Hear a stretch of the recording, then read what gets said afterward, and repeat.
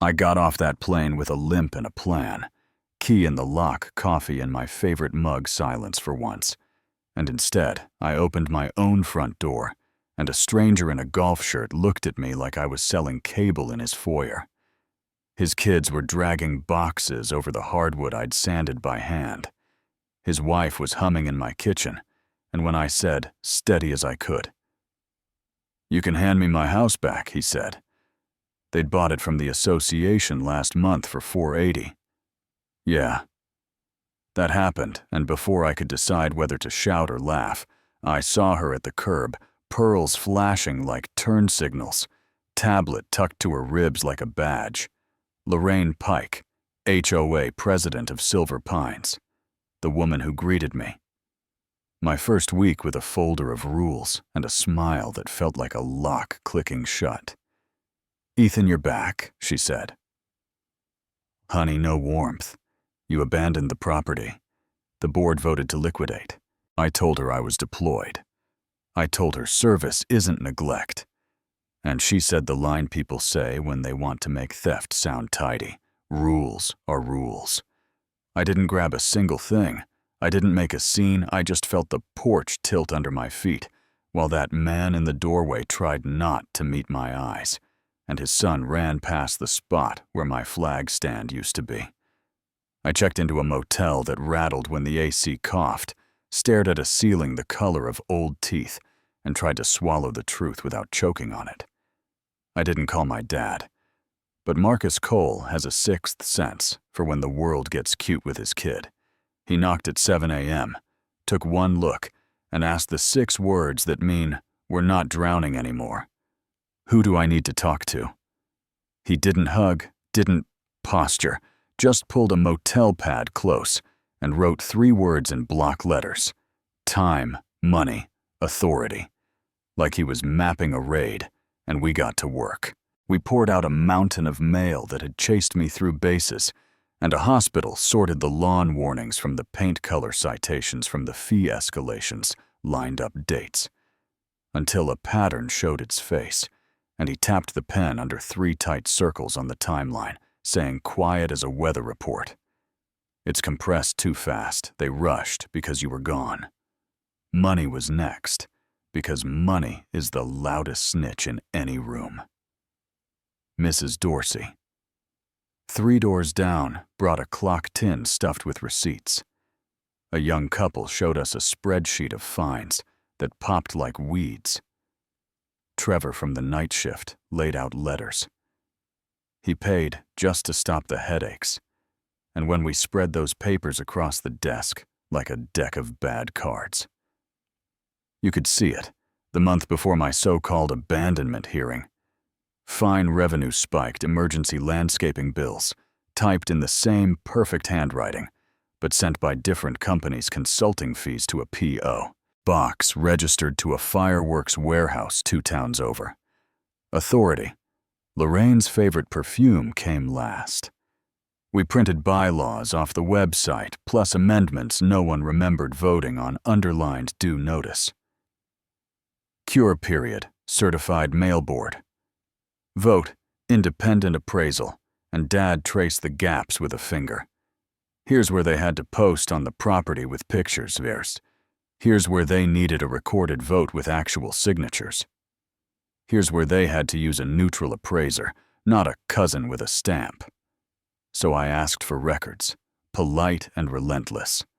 CC'd the property manager, the association address, the city liaison. Because Dad believes bullies shrink under more eyes. And then we hired a lawyer who doesn't flinch. Camila Reyes' sharp suit, sharper pencil office whiteboard that reads, "Everything is discoverable." She flipped our stack. Said, "This smells." And judges have noses. Filed a preservation letter. So they couldn't conveniently lose anything, then filed for a temporary injunction to freeze my title. Next morning, the manager emailed, "We are assembling the requested records," which in human means we are scrambling.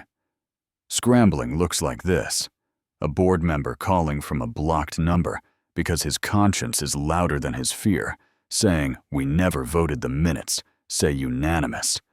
I did not sign that. Camila put him on speaker, asked for a statement, and after a pause that sounded like a man choosing a side, he said, "Okay." That night we got photos of draft minutes in mismatched fonts. An abandonment report created before the inspection date listed an appraisal summary from a company whose mailing address matched Lorraine's brother's bookkeeping shop.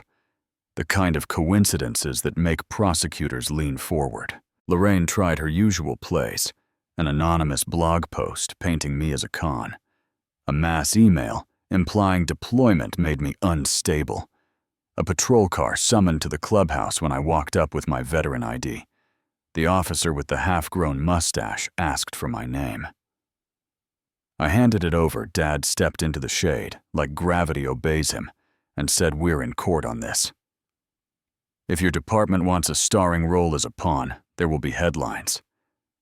And the kid nodded, returned my card, and backed out of the trap.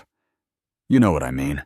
You can feel when someone's bag of tricks hits the bottom. Dad says sunlight is strategy, so we rented the park pavilion and called it a cookout. No speeches, just food, and a folding table where Camila's paralegal turned stories into affidavits. People lined up with hands that shook and voices that didn't. Holiday lights that drew threats. Compliance photos shot through bedroom windows. Fines for invisible dandelions, and a ledger of petty harms that added up to a theft disguised as order. By the time our hearing hit the docket, a judge froze the title. The management company coughed up partial minutes with metadata that betrayed them, and a woman from the DA's office started showing up to meetings with a legal pad and a face that says, "Keep talking." Lorraine filed a restraining order claiming I'd menaced her. The judge dismissed it faster than the bailiff could sit down. Then came the night that felt like humidity. Before lightning the clubhouse, spilling cars into the street, reporters wedged in the back, like they were worried their tripods would get ticketed. A patrol sergeant by the door, with that relaxed stance you get when you've seen everything. And Lorraine at the table, Pearl's perfect lipstick, too bright, smile painted on. She tried to start with the treasurer's report, tried to ban talk of litigation, and Camila stood without waiting for permission. "Point of order," she said, "members' right to examine records." And then she rolled the exhibits like a drum line. Abandonment report, with creation date, before inspection of properties on the projector, people leaning forward. B. Appraisal mismatch. One version for the board, a different one with the licensing office, and the appraiser tied by address to Lorraine's family. C. Consulting fees with no invoices routed to a shell P.O. box.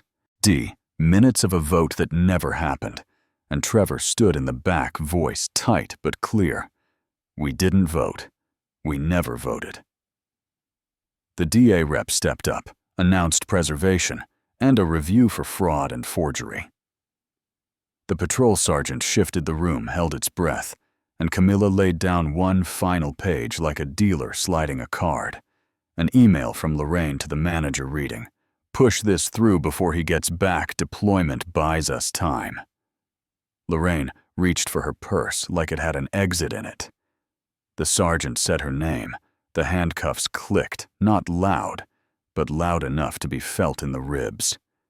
She looked at me with that mix of fear and fury bullies wear when the mirror stops flattering them. "You think you can destroy me?" she hissed. "No," I said, calm as a front porch after rain. "You did that yourself." Winning didn't feel like fireworks. It felt like paperwork finally doing what it promised, protecting people instead of punishing them. The board collapsed like bad scaffolding. A transitional committee took over with a city mediator. Mrs. Dorsey became treasurer with applause instead of fear. The spreadsheet couple volunteered to oversee landscaping. So ghost invoices stop haunting us at the memorial bench. a widow had been shamed for, was sanded and stained by neighbors who showed up on a Saturday just because. The court rescinded the sale. The title came home. The buyers got reimbursed through insurance after they signed affidavits saying they'd been misled.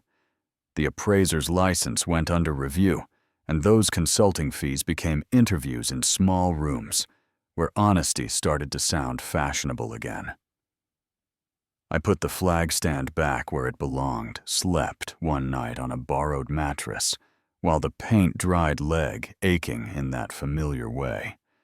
But this time, the ache felt like a reminder, not a chain.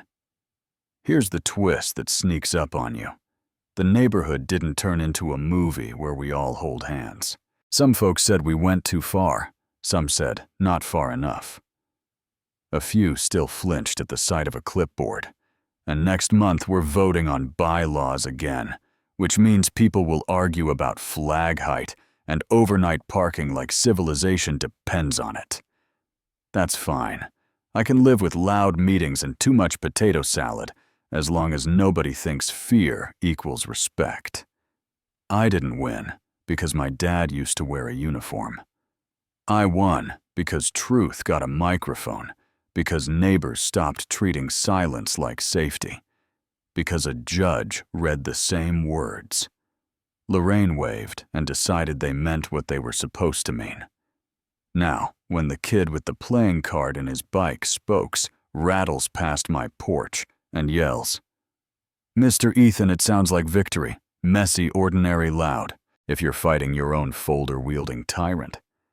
I don't have magic, but I've got the same 3 words written in my notebook. Time, money, authority. Map the clock. Follow the cash. Ask who said they could make the room bigger. Invite sunlight. And don't fight alone. Tell me what you think. Was Lorraine a product of bad rules or a person who bent them on purpose? Where's the line between order and control in your town? Have you seen paperwork used like a weapon or like a shield? Drop your city and time zone, argue with me if you need to share what you've seen, so someone else can borrow your courage. And if this hit a nerve, subscribe and send it to the friend who needs to hear that paper. Tyrants crack when enough hands pull the blinds open.